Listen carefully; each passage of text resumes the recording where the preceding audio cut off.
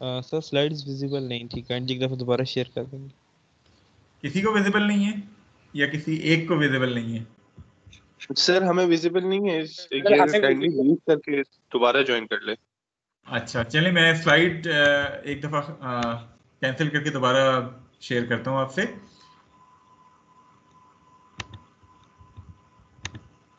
जी, अब विजिबल है? Yes sir, visible है। चलिए ठीक है। सो yesterday we were doing the topic of position vectors and then force vector directed along a line. हमने इस टॉपिक में किया क्या था, जस्ट अ क्विक रिव्यू करते हैं और उसके बाद फिर आज का लेक्चर जो है वो स्टार्ट करते हैं।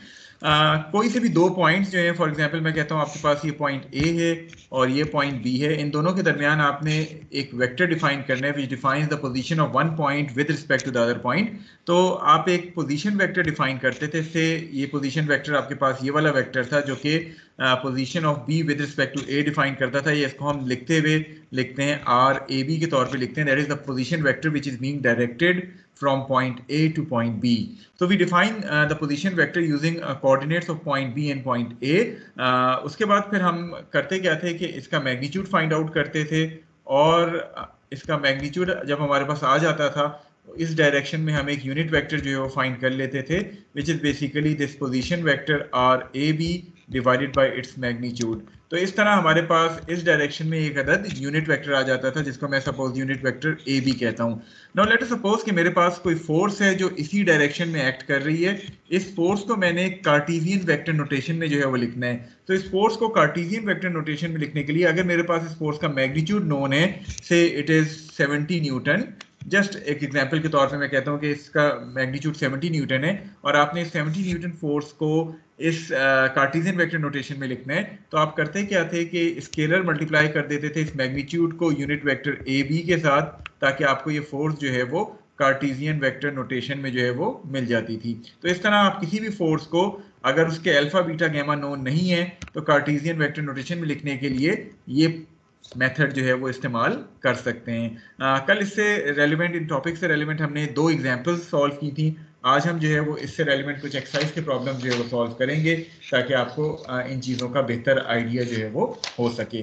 सो ये वो प्रॉब्लम से या ये वो जो स्लाइड थी जिसपे हम कहते हैं कि मुख्तलिफ प्रैक्टिस प्रॉब्लम जो है वो हमने सॉल्व करने थे। प्रोबेबली 2-12 और शायद 2-13 या 14 में से कोई एक हमने कल सॉल्व की थी। आज इन प्रैक्टिस प्रॉब्लम्स में से हम 2 या 3 प्रैक्टिस प्रॉब्लम्स जो है वो सॉल्व करेंगे और बाकी प्रैक्टिस प्रॉब्लम्स को आप as a non submitted homework के तौर पे ले सकते हैं। प्रैक्टिस के लिए आप मिनिमम ये प्रॉब्लम्स तो सॉल्व करेंगे ही करेंगे। इसके अलावा जितना टाइम आपको वीकेंड पे मिलता है, जितने ज़्यादा प्रॉब्लम्स आप सॉल्व करेंगे इस टॉपिक से रेलिवेंट, आपकी उतनी ही बेहतर इस टॉपिक की अंडरस्टैंडिंग हो जाएगी।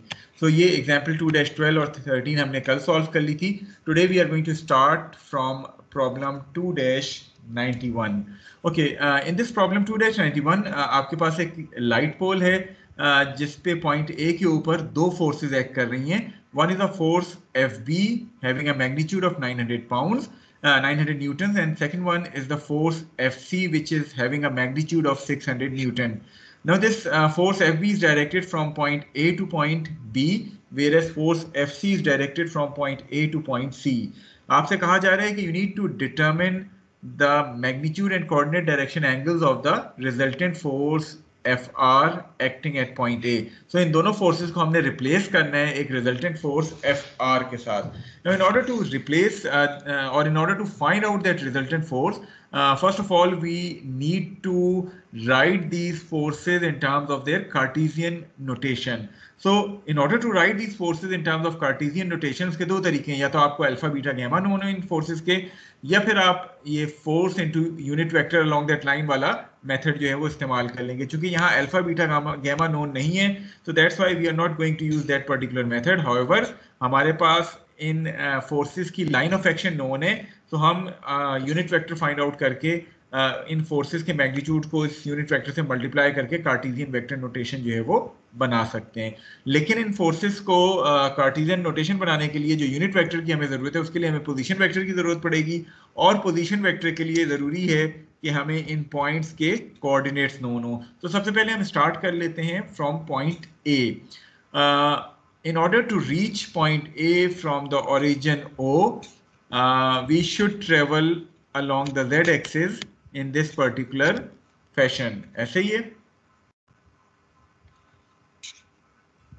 Yes, sir. So what are going to be the coordinates of point A? So Z में सिर्फ 6 मूव करना है.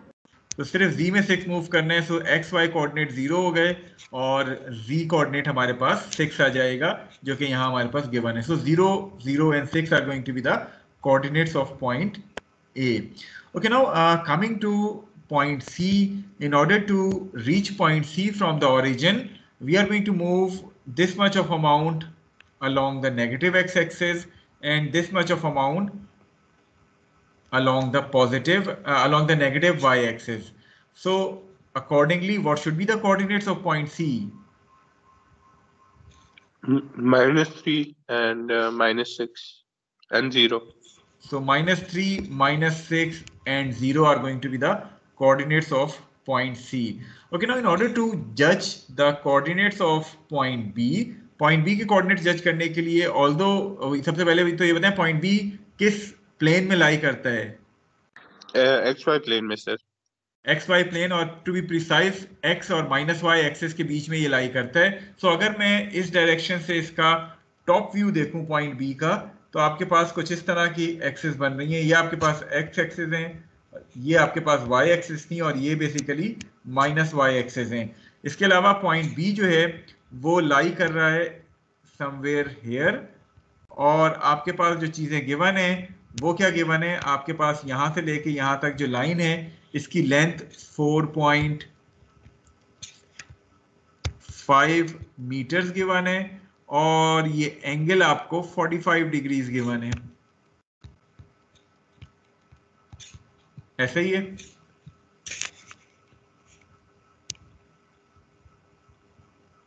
सर इसको रिजॉल्व कर लेंगे 4.5. तो आप इसको रिजॉल्व कर लेंगे using the parallelogram law. 2 dimension में जैसे हमने बनाया है, तो आपके पास ये दो कंपोनेंट्स आ जाएंगे. One is a component along the positive x-axis, the other one is a component along the negative y-axis. So चूंकि आपको एंगल y से गिवन है, although 45 से फर्क कोई नहीं पड़ेगा, but this component would be equal to 4.5 cos 45 with a negative sign, and this is going to be equal to 4.5 sin 45. ऐसा ही है? मैं मरने वाला काइंडली अपने माइक, अगर आप जवाब देना चाहते हैं तो माइक अनम्यूट कर लें, अदरवाइज माइक को म्यूट रखें. ठीक है? So the coordinates of point B are going to be 4.5 sin 45, -4.5 cos 45, 0. So once you put the values of cos and sin, आपके पास अकॉर्डिंगली पॉइंट बी के जो कोऑर्डिनेट्स आएंगे, those coordinates are going to be 3.18 -3.18 and 0. समझ गए ये? Yes sir. तो आपके पास point A के भी कोऑर्डिनेट्स आ गए, पॉइंट बी के भी कोऑर्डिनेट्स आ गए और आपके पास पॉइंट सी के भी कोऑर्डिनेट्स आ गए. Now you are going to move forward. आपने अब करना क्या है कि आप इन कोऑर्डिनेट्स को यूज करते हुए पोजीशन वेक्टर्स लिखेंगे. उन पोजीशन वेक्टर्स को यूज करते हुए आप यूनिट वेक्टर डिटरमिन करेंगे, एंड देन फाइनली आप इन फोर्सेस को कार्टेशियन वेक्टर नोटेशन में जो है वो लिख सकते हैं. सो मूविंग फॉरवर्ड, आपके पास जो position vector R A B आएगा, what should be that vector? That should be equal to B के कोऑर्डिनेट्स में से हम ए के कोऑर्डिनेट्स माइनस करेंगे. सो 3.18 आई माइनस 3.18 जे माइनस 6 के, ये आपके पास आर ए बी आ जाएगा. Similarly once you are writing R A C, आपके पास आर ए सी अकॉर्डिंगली सी के कोऑर्डिनेट्स में से हम ए के कोऑर्डिनेट्स माइनस कर देंगे. So it is going to be -3 I minus 6 J minus 6 K. तो ये आपके पास आर ए बी और आर ए सी आ जाएंगे. अकॉर्डिंगली उसके बाद फिर आप U A B which is the unit vector directed along A B and UAC which is the unit vector directed along AC, वो determine कर लेंगे by dividing these vectors by their magnitude. और उसके बाद next step क्या है कि आपने FB को कार्टेशियन वेक्टर नोटेशन में लिखना है. So FB would become 900 times UAB. Similarly FC would become 600 times UAC. So moving to the solution, जिस तरह अभी हमने बात की थी, आपने आर ए बी लिख लिया, आपने आर ए सी लिख लिया, देन आपने यूनिट वेक्टर्स डिटरमिन कर लिए by dividing these vectors by their magnitude. Unit vectors find out करने के बाद आपने एफ बी को कार्टेशियन नोटेशन में लिखा। This is going to be the Cartesian vector notation of force B. This is the Cartesian vector notation of force C. You need to find out the resultant of these two forces. So Fr would be equal to summation Fxi plus summation Fyj plus summation Fzk. So आपने x components को sum किया, आपके पास resultant का x component आ गया. आपने y components को sum किया, आपके पास resultant का y component आ गया. आपने z components को sum करके resultant का z component निकाल लिया. So this is going to be Fr in terms of Cartesian notation, इसका मैग्नीट्यूड और इसके अल्फा, बीटा और गैमा आप फाइंड कर लेंगे. क्लियर है? या कोई चीज आप पूछना चाहते हैं प्रॉब्लम 2-91 के हवाले से?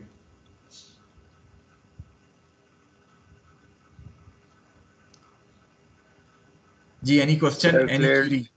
No, Okay, so let us move to our next problem, which is problem 2-95. थोड़ा सा इसको अगेन गौर से समझ लें, क्योंकि इसमें वही मेथड इस्तेमाल हो रहा है जिससे पहले हमने पिछले क्या कहते हैं, पिछले टॉपिक के भी एक आध प्रॉब्लम में जो है वो इस्तेमाल किया था. We have a force F having a magnitude of 135 pounds, and this force is passing between points A and point B. We need to write this force F in terms of its Cartesian vector notation. So हमने अब resultant वगैरह find नहीं करना है, हमारे पास एक ही force है which is this force F, और हमने इसको रिजॉल्व करना है या इसको इसके कंपोनेंट्स में रिजॉल्व करके इसको कार्टेशियन वेक्टर नोटेशन की फॉर्म में जो है वो लिखना है. Now in order to write this force F in terms of its Cartesian notation, we need a unit vector which is being directed from point A to point B. इस line में unit vector हमें चाहिए. It means that first of all we need to find out a position vector RAB, और उस position vector को find करने के लिए we need the coordinates of point A and coordinates of point B. So starting with the easier point जो कि हमारा point B है, in order to find the coordinates of point B, चूंकि origin हमारे पास ये given है, so from origin we need to travel this much of amount along the positive x-axis and this much of amount along the negative y-axis in order to reach point B. So accordingly point B के अगर हम coordinates की बात करें तो वो आपके पास बन जाते हैं 5, -7, 0. So these are the coordinates of point B, 5, -7 and 0. I hope के point B के coordinates तमाम students को clear हैं.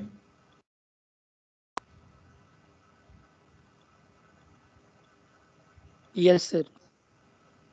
Okay, now coming to point A, in order to reach point A, we need to travel this much of amount along the positive y-axis, this much of amount along the negative x-axis, and this much of amount along the positive z-axis. It means that point A should have all the three coordinates, that is in terms of x, y and z-axis.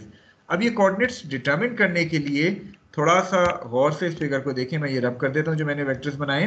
Okay, in coordinates को draw करने के लिए सबसे पहले हम करते क्या है कि हमारे पास ये वाली जो लाइन है which is starting from point O to point A, this line has a length of 10 feet and a right angle triangle is being given to you, which is this particular triangle. Just for your understanding, मैं आपसे कहता हूँ कि इस right angle triangle पे A और B आया हुआ है. मैं कहता हूँ ये पॉइंट C है और ये पॉइंट D आ जाता है. So we are going to solve first of all this right angle triangle जो कि आपको गिवन है OAC. ये एंगल आपको जो है वो 70 डिग्रीज गिवन है. सो अकॉर्डिंगली आपके पास ये वाला कंपोनेंट कितना बनेगा?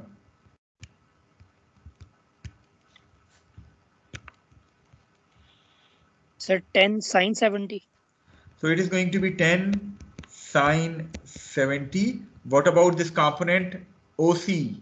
10 70. So it is 10 cos 70, isn't it? No sir, ये भी Yes. इसको हम सर डिवाइड करेंगे फिर साइन और कॉस में आगे. नहीं वो तो फर्दर हम करेंगे. For the timing we are considering this right angle triangle OAC only. Yes sir, फिर इधर तक ठीक है. ठीक है, तो OAC में हमारे जो दो कंपोनेंट्स बने, एक आपका कंपोनेंट था जो कि XY प्लेन में पड़ रहा है, जो यहाँ OC से रिप्रेजेंट किया जा रहा है. This component is 10 cos 70. The other component is CA which is directed along the positive Z axis. So if that component is directed along the positive Z axis, so what does this 10 sin 70 represents? Z coordinate. It represents A का. the Z coordinate length of point A, या इसको हम AZ के तौर पे लिख सकते हैं. यहां तक क्लियर है? इट मींस कि आपके पास 10 cos 70 जो है वो AZ आ गई है. Yes sir.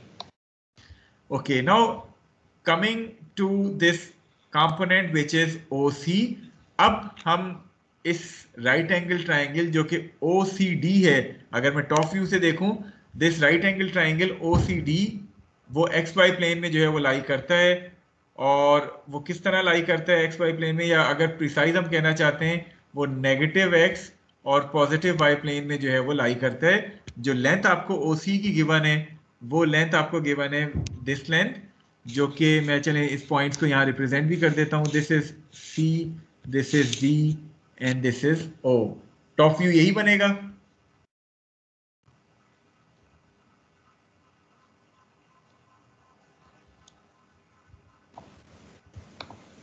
Yes sir.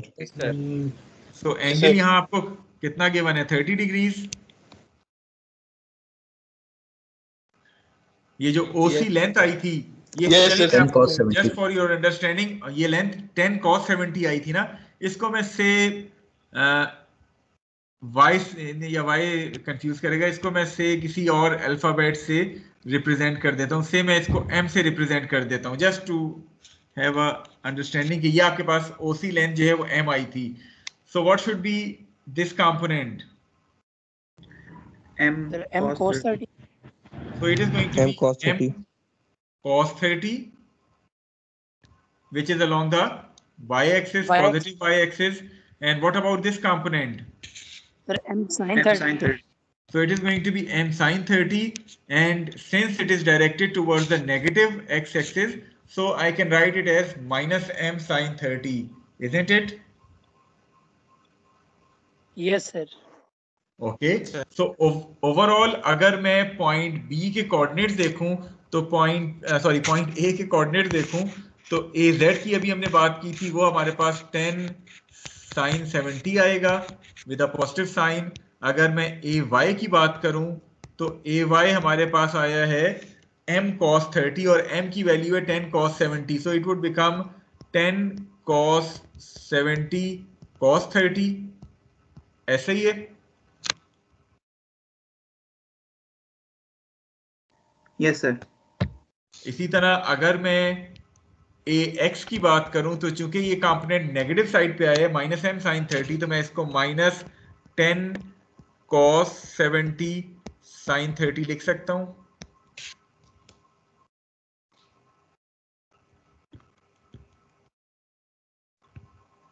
Yes sir. तो ये मेरे पास तीन कंपोनेंट्स आ गए हैं पॉइंट A के.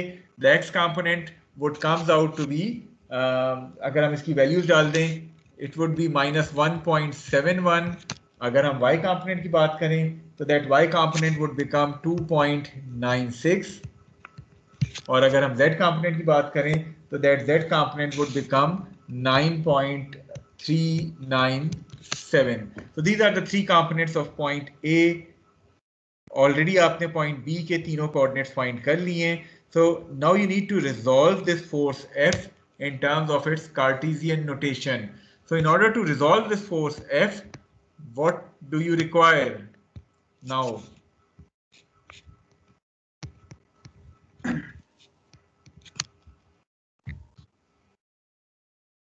You will be requiring this vector RAB, जिसमें आप B के कोऑर्डिनेट्स में से A के कोऑर्डिनेट्स को माइनस कर देंगे.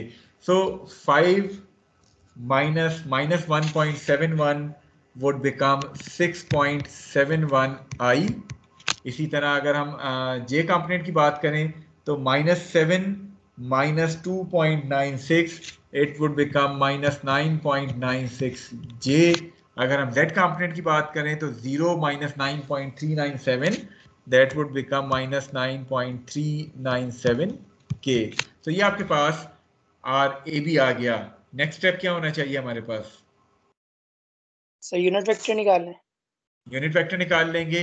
सो दैट यूनिट वेक्टर UAB वो हम कैसे निकालेंगे? It would be equal to RAB vector divided by its magnitude. इसका मैग्नीट्यूड हम निकाल लेंगे और इस वेक्टर को डिवाइड कर देंगे. देन फोर्स को रिजॉल्व कैसे करेंगे in cartesian notation? Sir 135 multiply by unit vector. तो हम स्केलर मल्टीप्लिकेशन कर देंगे 135 की with this unit vector UAB. So overall अगर हम रिवाइज करें, ये हमारे पास वो पोजीशन वेक्टर आया था RAB, उसका मैग्नीट्यूड आ गया 15.25.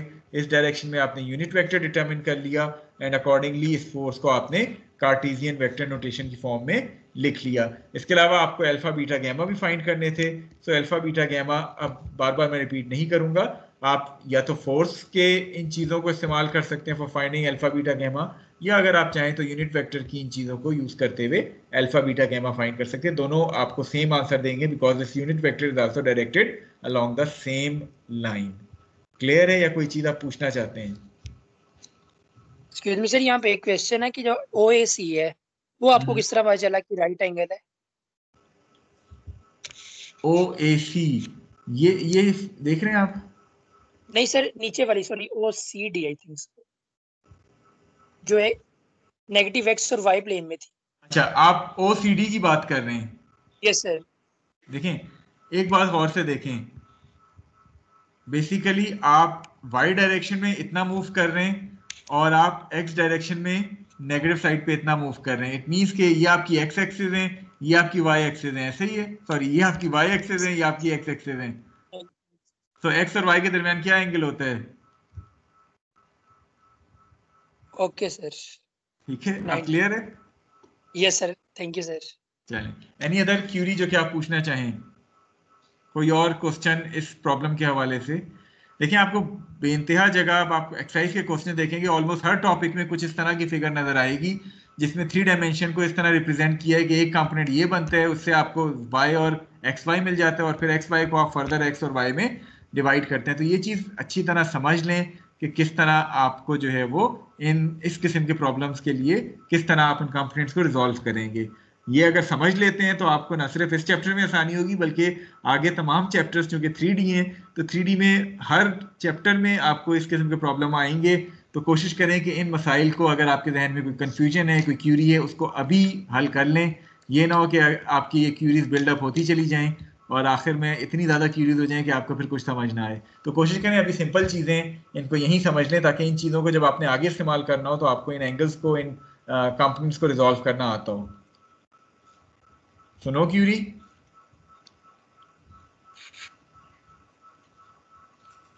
Yes sir. चलिए, तो हम इस टॉपिक का आखिरी प्रॉब्लम करते हैं और प्रोबेबली उसके बाद फिर हम नेक्स्ट टॉपिक अगर देखते हैं, टाइम बचा तो ठीक है, अदरवाइज फिर हम नेक्स्ट टॉपिक जो है वो अपनी नेक्स्ट वीक की क्लास में स्टार्ट करेंगे. Okay, now this antenna tower is supported by 3 cables.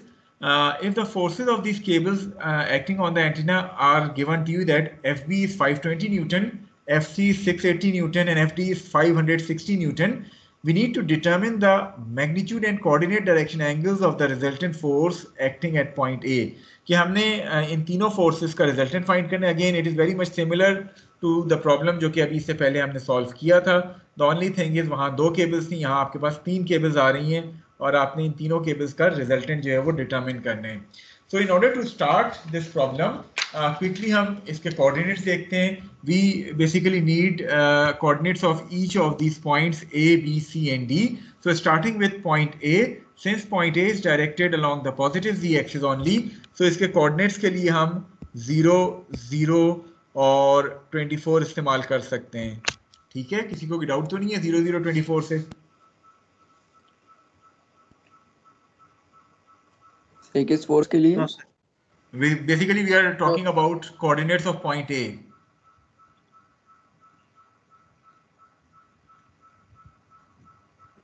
Sir ठीक है, जी में मूवमेंट है. Okay, the remaining three coordinates B, C and D, all of them lies in the XY plane. तो इसका Z coordinate तो तीनों का 0 होगा. सबसे पहले हम point B की अगर बात करें तो in order to reach point B from the origin, we are going to travel along the negative y-axis by this much of amount, which is given to us as 10 units. So accordingly, the coordinates of point B are going to be 0, -10, 0. ऐसे ही है. Yes sir.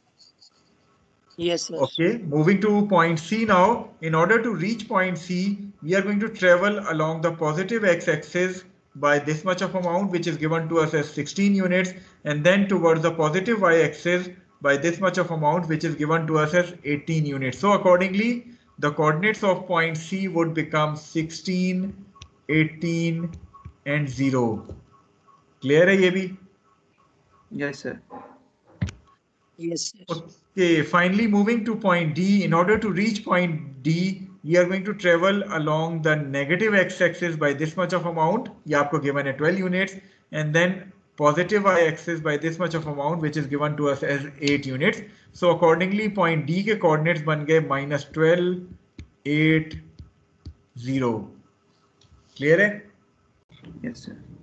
So coordinates of all these 4 points are now known to us. Moving towards position vector, first of all, our AB vector is going to be -10, J, -24, K.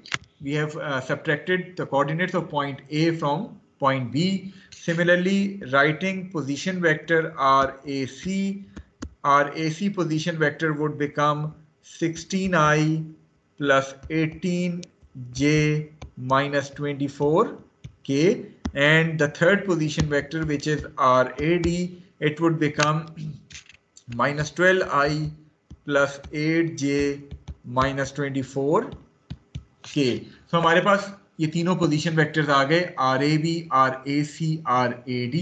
इन तीनों का हम magnitude find out कर लेंगे, जो कि हमें दे देगा UAB, which is the unit vector directed along AB, UAC, which is the unit vector directed along AC, and UAD, which is the unit vector directed along AD. Find कर लेंगे unit vectors ये. Yes, sir. Okay, in the next step, we need to write these forces in terms of their Cartesian notation. So FB would become 520.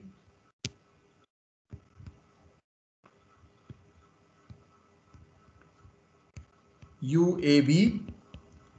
FC would become 680. UAC. And FD would become 560. UAD. ठीक है?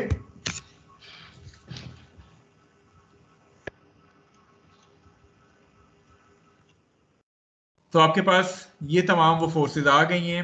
RAB, RAC, RAD, आपने तीनों unit vector position vector find कर लिए, जिससे आपको ये तीनों यूनिट वेक्टर्स मिल गए, और उसके बाद आपने force multiply by that relevant unit vector की मदद से इन तीनों फोर्सेस को कार्टेशियन वेक्टर नोटेशन में जो है वो लिख लिए. Okay, now the resultant of these forces is going to be FR, which is equal to summation F. आप इन तीनों forces को sum कर लें, आपके पास जो है वो I, J और K से ये FR आ जाएगा, और accordingly आपके पास उसका magnitude और उसके अल्फा बीटा गैमा आ जाएंगे. Is it clear to all of you? Yes, sir. कोई क्वेश्चन जो आप पूछना चाहें? No, sir. चलें, दैट्स नाइस. अच्छा, एक एक्सरसाइज का प्रॉब्लम है जो पिछले टॉपिक से रेलेवेंट था, उसको देख लेते हैं, क्योंकि आप में से कुछ ने मुझसे ईमेल के थ्रू भी सवाल किया था उसके हवाले से, और वैसे भी मैं चाहता हूं कि एक दफ़ा वो प्रॉब्लम करवा दूं. सो काइंडली मैंने स्क्रीन अभी आपसे शेयर करनी है, just wait for a minute. आप लोगों ने एक्सरसाइज के पिछले प्रॉब्लम्स सॉल्व किए थे. आई थिंक इट वाज 280 और 263 जिसकी मैं बात कर रहा हूं.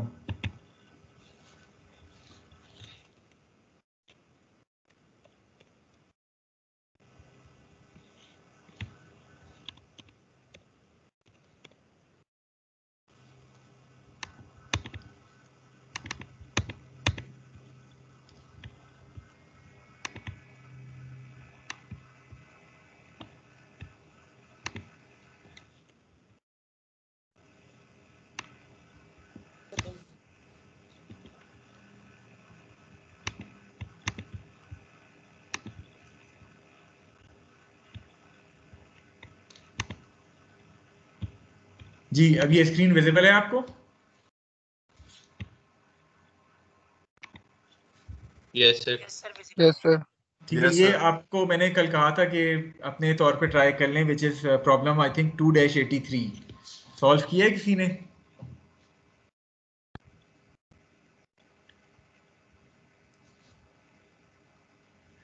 थोड़ा सा रफली इसको देख लेते हैं, चूंकि अभी हमारे पास टाइम बच गया और आप में से पूछा भी था लोगों ने। तो इसमें हमने बेसिकली इन तीनों फोर्सेस को कार्टेशियन वेक्टर नोटेशन में लिख के इनके रिजल्टेंट्स जो है वो फाइंड करने हैं। So starting with force F2, चले मैं आपसे ही पूछता हूँ, F2 को आप कैसे रिजॉल्व करेंगे? लिख सकते हैं कार्टेशियन नोटेशन में F2 को?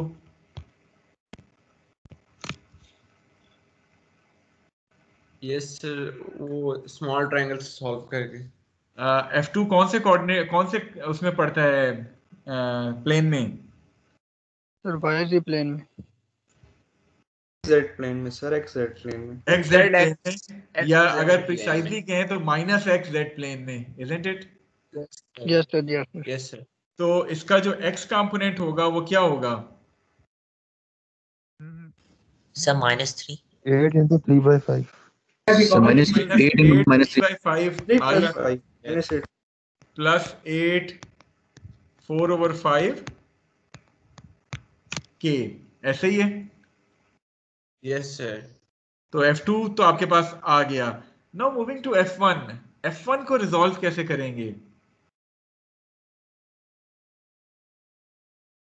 पर्सन एज़िमुथ एंगल्स के थ्रू। एग्जांपल में सबसे पहले आप कंसीडर कर लेंगे दिस राइट एंगल ट्राइंगल, ऐसे ही है। Yes sir. ये एंगल आपको गिवन है 60 डिग्रीज। सो इट मींस कि आपका ये वाला z कंपोनेंट जो है वो क्या हो जाएगा? 10 sin 60 sin 60। Positive negative? Yes sir. Positive. Positive. Negative sir. अब जरा इसीलिए एक सवाल कराने का मकसद ये है, ये F1 को जरा रिजॉल्व करें। ये देखें दो एरोज मैंने बनाए हैं, पॉजिटिव z की तरफ है, नेगेटिव z की तरफ। Negative ji sir. So this component is going to be -10 sin 60। So अगर मैं कहूं आपके पास F1z जो है वो आपके पास आ गया -10 sin of 60। ठीक है ये चीज? एक क्वेश्चन था सर, है तो ये ऊपर पॉजिटिव है z एक्सिस में। देखें आपके पास एक फोर्स इस तरह एक्ट कर रही है, इसके जब आप कंपोनेंट्स बनाएंगे तो आपके पास जो कंपोनेंट बनेंगे वो ये वाले कंपोनेंट बन रहे हैं। आपके पास पॉजिटिव z एक्सिस इस डायरेक्शन में, since this component is acting towards the negative z axis, so accordingly you are going to include a negative sign with this F1z। ठीक है? Yes sir. समझ गए? अच्छा चलें, अब F1z आ गया मेरे पास। मैं इस कंपोनेंट की बात करूं जो कि दूसरा वाला कंपोनेंट है, ये कंपोनेंट क्या हो जाएगा? Sir 10 cos 60 10 cos 60। अभी मैं प्लस माइनस की बात बाद में करूंगा। 10 cos 60 हो गया। चले मैं इसको कहता हूं दिस इज समथिंग जिसको मैं A से डिनोट कर रहा हूं। अब जरा मैं टॉप व्यू अगर देखूं इस जगह से, तो मेरे पास ये वेक्टर किस प्लेन में लाई करता है? सर एक्स जी y साइड सर। -y या x -y प्लेन में, ऐसे ही है। Yes sir. ये वो वेक्टर है जो मेरे पास आया है A के बराबर 10 cos 60, ऐसे ही है। Yes sir. ये एंगल अब मुझे गिवन है 30 डिग्रीज। अब मैं इसके जब कंपोनेंट्स बनाता हूं तो this would be A sin 30, yes sir. Yes sin 30। A cos 30, ऐसे ही है। Yes sir. Since A sin 30 जो है वो किस एक्सिस के अलोंग बन रहा है? Positive x negative x? Negative axis sir. Negative x। So accordingly this angle should be negative. What about A cos 30? Positive y, negative y? Sir positive y की तरफ डायरेक्ट है। तो पॉजिटिव ये component आपके पास पॉजिटिव आ जाएगा। सो overall अगर मैं बात करूं F1 की, तो आपके पास F1 की कार्टेशियन नोटेशन आ जाएगी -A sin 30 जिसमें a आपके पास 10 cos 60 के बराबर है, इस बात का ख्याल रखें, plus a cos 30 minus 10 sin 60 I j और k. Is it clear to all of you? Excuse me sir, यहाँ a -10 cos 60 नहीं है? क्यों? देखिए आप a को -10 ना लिखे ना, आपने इस वेक्टर को इसी डायरेक्शन में ड्रॉ कर लिया और अकॉर्डिंगली उसके फिर जब आपने कंपोनेंट्स बनाए वहां आप माइनस प्लस ऐड कर रहे हैं ना. Okay sir. ठीक है. z को तो आपने डायरेक्टली इसलिए लिख लिया कि वो z एक्सिस के अलोंग आ रहा था. a किसी एक्सिस के अलोंग तो नहीं पड़ रहा, a तो एक्स वाई प्लेन में पड़ रहा है. आप जब इसके फर्दर कंपोनेंट्स बनाएंगे तो उसके साथ आप फिर नेगेटिव पॉजिटिव जो है वो अकॉर्डिंगली लिख सकते हैं. Okay sir. अच्छा, नेक्स्ट क्वेश्चन. ये F1 हर एक को समझ आ गया है? Yes sir. Yes sir. चलें अब जरा हम F1 को साइड पे कर देते हैं और हम बात करते हैं F3 की. मैं ये रब कर देता हूं. अब हम टोटली आ जाते हैं F3 के ऊपर. चूंकि टाइम बचा था तो इसलिए मैंने कहा कि आप लोगों को सॉल्व करा दूं. आप में से किसी ने पूछा था तो मैंने कहा बजाय ईमेल पे जवाब देने के मैं पूरी क्लास को ही सॉल्व करवा देता हूं, टाइम अगर हुआ तो, और इत्तेफाक से टाइम था. चलें F3 की बात करते हैं. How we are going to resolve this F3 in terms of its x, y and z component. This is F3 which is given to us. थोड़ा सा आइडिया दें मुझे.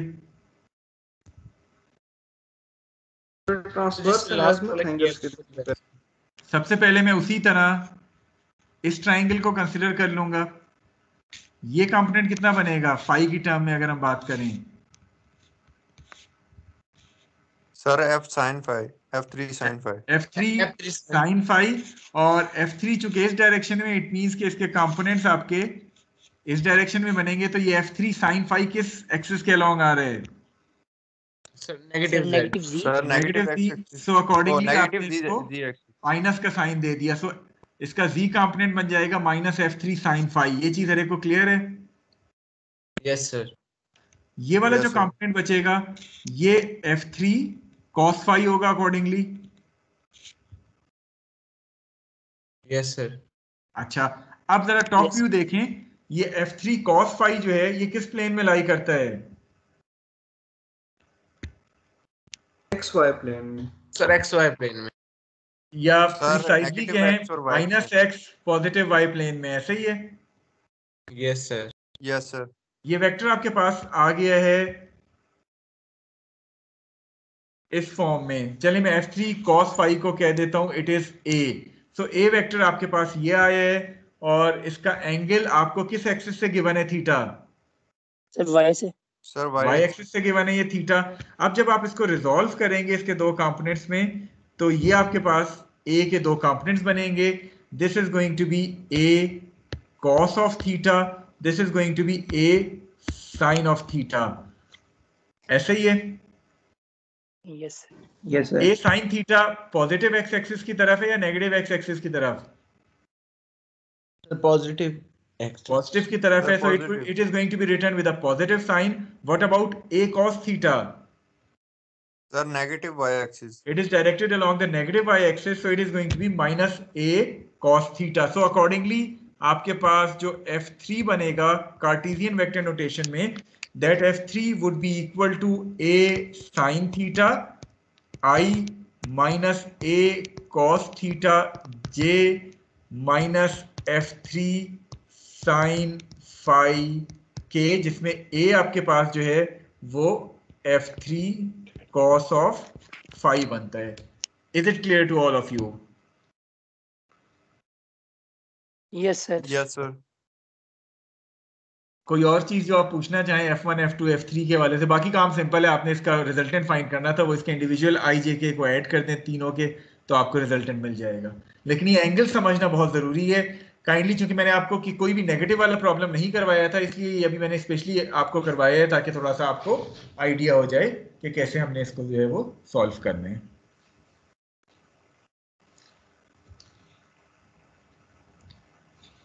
समझ आ गया हर एक को?